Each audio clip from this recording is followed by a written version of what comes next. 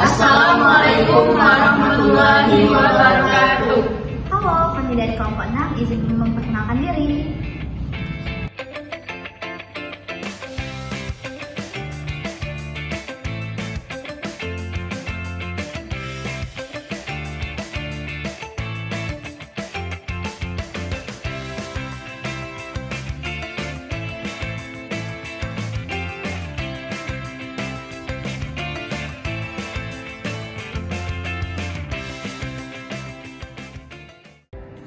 Baik, sebelum memulai pemaparan, poin-poin yang akan kami bahas terkait materi kami ialah yang pertama, pengertian analisis biaya diferensial, contoh-contoh pengambilan keputusan yang memperoleh manfaat dari analisis biaya diferensial, menerima atau menolak pesanan pelanggan, mengurangi harga dari satu pesanan khusus, memutuskan apakah membeli produk atau membuat sendiri, memutuskan untuk menutup fasilitas, dan yang terakhir yaitu memutuskan untuk menghentikan produk tertentu.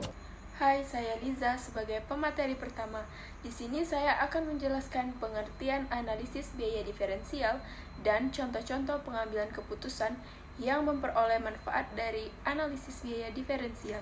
Pengertian analisis biaya diferensial adalah metode yang digunakan untuk memahami, mengevaluasi, dan mengontrol semua biaya yang dikeluarkan dalam satu organisasi.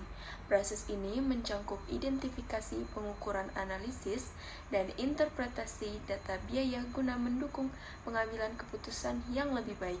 Analisis biaya diferensial merupakan analisis mengenai biaya yang berbeda pada alternatif yang berbeda dalam memahami kapasitas normal. Informasi yang berkaitan dengan analisis biaya diferensial adalah biaya diferensial dan pendapatan diferensial. Kedua informasi tersebut dimasukkan untuk memberikan gambaran mengenai jumlah biaya dan pendapatan yang akan terjadi jika suatu alternatif dilaksanakan. Biaya diferensial dapat berupa biaya tetap, biaya variabel, atau gabungan. Keduanya, biaya diferensial juga sering disebut sebagai biaya marginal atau biaya inkremental. Contoh-contoh pengambilan keputusan yang memperoleh manfaat dari analisis biaya diferensial: menerima atau menolak pesanan pelanggan. Biaya diferensial dari pelanggan adalah selisih antara biaya output produksi sekarang dengan biaya output yang lebih besar yang direncanakan jika kapasitas tersedia. Analisis biaya diferensial dapat mengidentifikasikan kemungkinan untuk menjual output, mengurangi harga dari satu pesanan khusus. Analisis biaya diferensial juga merupakan alat bagi manajemen untuk menemukan berapa harga yang dapat dikenakan untuk menjual barang tambahan. Dalam prakteknya, sangat sulit untuk mengevaluasi apakah tawaran tertentu adalah bisnis inkremental untuk komponen dari anggaran awal. Memutuskan apakah membuat atau membeli sendiri. Tujuan dari pengambilan keputusan tersebut adalah penggunaan optimal atas sumber daya yang produktif dan keuangan perusahaan. Dalam menghadapi situasi ini, sebaiknya manajer memperhatikan sebagai berikut. 1. Mempertimbangkan kuantitas, kualitas, dan ketergantungan dari pasokan komponen. 2. Membandingkan biaya diferensial memproduksi komponen tersebut dengan membeli. 3. Mempertimbangkan selisih dalam investasi, modal yang diperlukan, dan waktu arus kas. 4. Mengadopsi tindakan yang konsisten dengan kebijakan perusahaan secara keseluruhan. Memperluas, menutup, menghasilkan suatu fasilitas.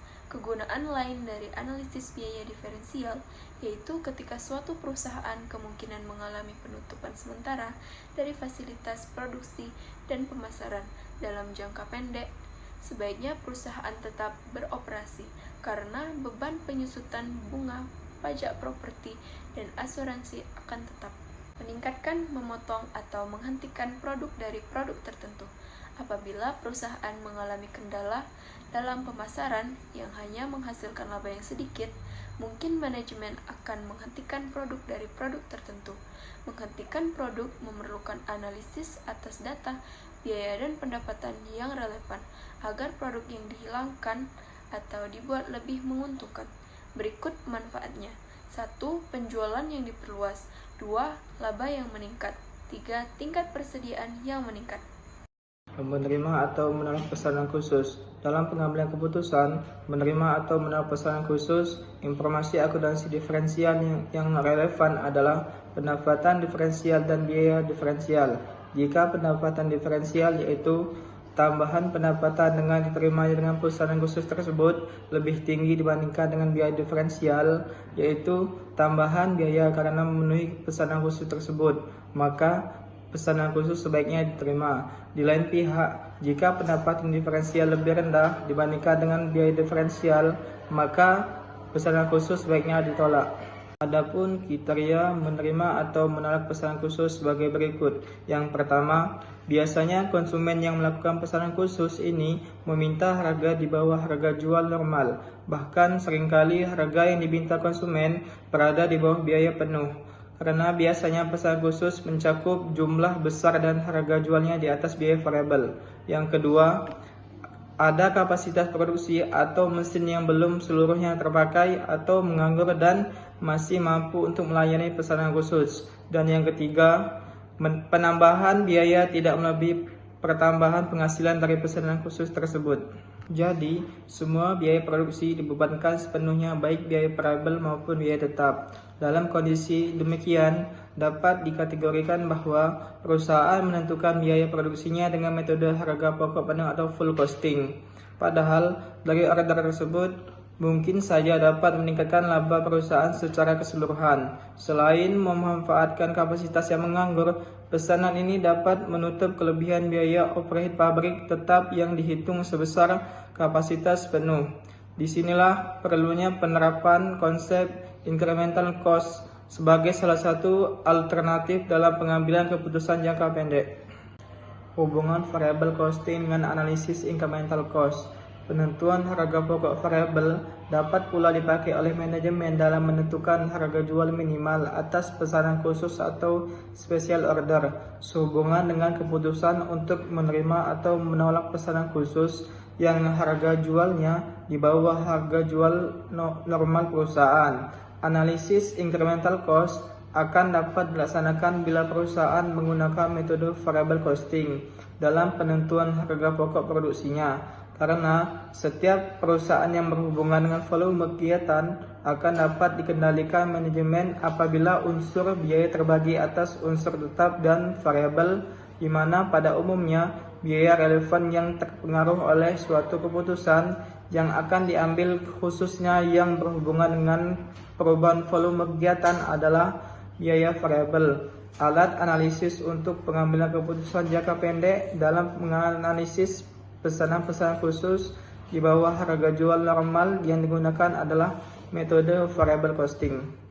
Sebagai contoh, dalam penentuan harga minimal atau pesanan khusus, di mana pesanan khusus tersebut akan dilayani apabila harga jual minimal setiap tahun sebesar biaya variabel setiap tahun dengan kriteria sebagai berikut. Yang pertama, harga satuan pesanan khusus lebih besar dari biaya variabel satuan, maka dari pesanan khusus contribution margin perusahaan negatif. Yang kedua, harga satuan pesanan khusus sama dengan biaya variabel satuan, maka dari pesanan khusus contribution margin perusahaan sama dengan 0. Dan yang ketiga, harga satuan pesanan khusus lebih kecil dari variabel satuan, maka dari pesanan khusus contribution margin perusahaan positif. Berikut contoh menerima atau menolak pesanan khusus. PT Bell memproduksi ikat pinggang dalam pabrik yang berkapasitas 1.500 satuan per tahun. Untuk tahun anggaran 2023, perusahaan merencanakan akan memproduksi dan menjual produk tersebut sebanyak 1.000 satuan dengan harga jual sebesar 5.000 per satuan. Anggaran biaya untuk tahun tersebut sebagai berikut.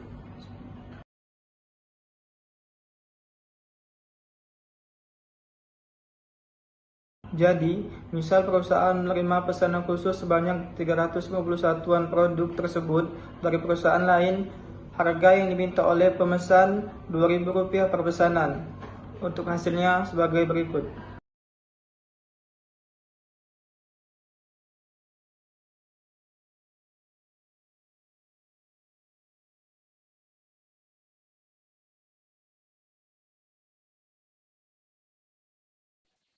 Tiga, memutuskan apakah membeli atau membuat sendiri. Keputusan membeli atau membuat sendiri adalah pilihan yang harus dihadapi oleh manajemen, terutama dalam perusahaan yang produknya itu terdiri dari berbagai komponen dan yang memproduksi berbagai jenis produk.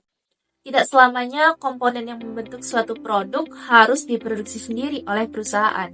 Jika memang pemasok dari luar dapat memasok komponen tersebut dengan harga yang lebih murah dibandingkan dengan biaya untuk memproduksi sendiri komponen tersebut. Apabila dalam suatu perusahaan memiliki kapasitas atau ruangan, peralatan, dan tenaga kerja yang menganggur, manajemen dapat dihadapkan pada alternatif untuk menghasilkan sendiri suatu suku cadang atau bahan pembantu di perusahaan dengan alternatif membelinya dari perusahaan lain yang bertujuan untuk mengoptimalkan penggunaan sumber daya dan keuangan perusahaan.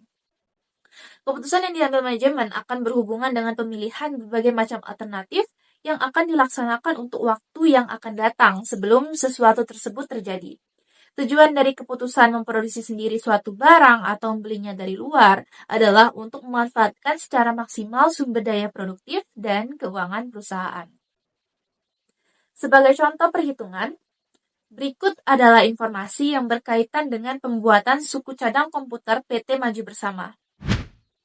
Untuk merakit komputer, perusahaan memerlukan suku cadang sebanyak 10.000 unit per tahun. Dan biasanya perusahaan membuat sendiri komponen tersebut. Saat ini, perusahaan menerima tawaran komponen tersebut dari seorang pemasok dengan harga 5.000 per unit. Haruskah perusahaan menerima tawaran ini atau membuat sendiri komponen tersebut? Berikut analisis perhitungannya. Ada beberapa biaya yang tidak masuk dalam biaya relevan, seperti penyusutan peralatan dan biaya overhead tetap. Karena meskipun perusahaan tidak berproduksi, biaya ini tetap dikeluarkan. Dari perhitungan tersebut menunjukkan bahwa membuat sendiri komponen akan menghemat pengeluaran sebesar 10 juta dibandingkan dengan membeli komponen tersebut dari luar. Dengan demikian, tawaran dari luar harus ditolak. 4. Memutuskan untuk menutup fasilitas. Analisis biaya diferensial juga digunakan apabila sebuah perusahaan itu dihadapkan pada kemungkinan penutupan fasilitas, baik fasilitas produksi maupun pemasaran. Ada kalanya perusahaan dihadapkan pada situasi di mana aktivitas operasi terus mengalami kerugian dan tidak bisa dihindarkan. Karena itu, pihak manajemen mulai mempertimbangkan menutup operasinya untuk sementara waktu di wilayah pemasaran tertentu akibat dari kerugian yang dialami tersebut. Akan tetapi, menutup operasi suatu wilayah pemasaran tertentu, khususnya dalam jangka pendek, tidak selalu menjadi pilihan yang paling menguntungkan bagi perusahaan. Dalam jangka pendek, sebuah perusahaan tampaknya lebih baik meneruskan operasinya daripada tidak beroperasi, sepanjang produk atau jasa-jasa yang dijual itu dapat menutupi biaya variabel dan memberikan kontribusi dengan tertutupnya biaya tetap. Penutupan fasilitas tidak menghapuskan semua biaya. Penyusutan, bunga, pajak bumi dan bangunan, dan asuransi terus berlangsung walaupun aktivitas usaha itu dihentikan untuk jangka waktu tertentu. Contoh perhitungan. PT Nusantara memiliki 3 departemen yang memproduksi berbagai jenis produk yang berbeda. Laporan laba rugi tiap fasilitas produksi tahun 2024 disajikan pada gambar berikut. Jika pihak manajemen memperkirakan kerugian yang dialami oleh departemen aksesoris akan berlangsung terus di masa yang akan datang, maka manajemen perlu mempertimbangkan keputusan untuk menghentikan atau meneruskan kegiatan usaha departemen aksesoris tersebut. Kesimpulannya, jika manfaat yang diperoleh lebih kecil dari pendapatan yang hilang atau pengorbanan akibat diberhentikannya produksi produk, maka alternatif penghentian tersebut sebaiknya tidak dipilih. Karena jika produksi aksesoris diberhentikan, maka potensi rugi akan bertambah menjadi 2 juta, yang artinya perusahaan itu telah kehilangan potensi laba yang disumbangkan oleh departemen aksesoris. Setelah mengetahui pendapatan diferensial dan biaya diferensial, maka manajemen akan mengetahui selisih antara kedua informasi tersebut, yaitu berupa laba atau rugi diferensial. Agar pembuatan keputusan dapat berjalan dengan baik, manajer harus dapat memahami antara data yang relevan dengan data yang tidak relevan dan mampu dengan tepat menggunakan data yang relevan untuk menganalisis berbagai alternatif yang ada. Keputusan yang diambil akan berhubungan dengan berbagai alternatif yang akan dilaksanakan untuk waktu yang akan datang, baik sebelum maupun sesudah terjadi. Pada contoh kasus Putra Karya Mebel, proyeksi kinerja lineal Mari menunjukkan margin segmen yang negatif. Ini akan mencerminkan kinerja lineal Mari yang tidak terlalu baik. pemilik Putra Karya Mebel harus memutuskan apakah melanjutkan atau menghentikan lini lemari tersebut. Nah, untuk itu, diperlukan perhitungan untuk mengambil keputusan terhadap lini lemari yang mengalami margin segmen negatif. Adapun tabel analisis diferensial produk lemari Putra Karya Mebel. Pada tabel di atas memperhitungkan hanya biaya dan manfaat masa depan yang berbeda di antara kedua alternatif, dan juga mengilustrasikan proses pengambilan keputusan jangka pendek. Penggunaan informasi akuntansi diferensial terhadap pengambilan keputusan menghentikan atau melanjutkan produksi produk lemari pada Putra Karya Mebel sangat diperlukan oleh pihak manajemen untuk mengambil keputusan mengenai tindakan yang terbaik di antara alternatif yang tersedia. Dengan demikian, maka keputusan yang tepat yang dapat diambil manajemen dari kedua alternatif tersebut adalah melanjutkan produksi lemari karena mendapatkan laba diferensial yang lebih tinggi dibandingkan menghentikan produksi lemari. Dan juga perusahaan dapat melihat jika perusahaan memilih untuk melanjutkan produksi produk lemari, maka perusahaan akan mendapatkan laba untuk penjualan di masa yang akan datang. Sekian video dari kami harap materi tersebut akan bermanfaat untuk kita semua. Kami akhiri, Wassalamualaikum